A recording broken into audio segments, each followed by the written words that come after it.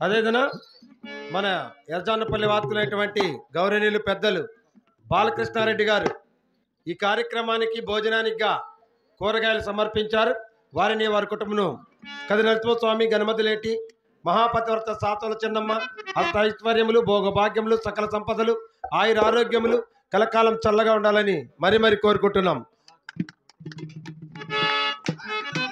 అదేదనా మా కళాకారులైనటువంటి పెద్దరెడ్డప్ప చంద్రెడ్డప్ప గారు కూడా నేను ఆరోగ్యం బాగలేదు, నేను నేర్పించలేదన్నా కూడా నన్ను ఎంతో సహకరించి ఈ కార్యక్రమానికి ముందుండి చేసిన వారికి కూడా మా టీం తరపున మన గ్రామస్తుల తరపున కళావందనం సమర్పించుకుంటున్నాం. అధికారం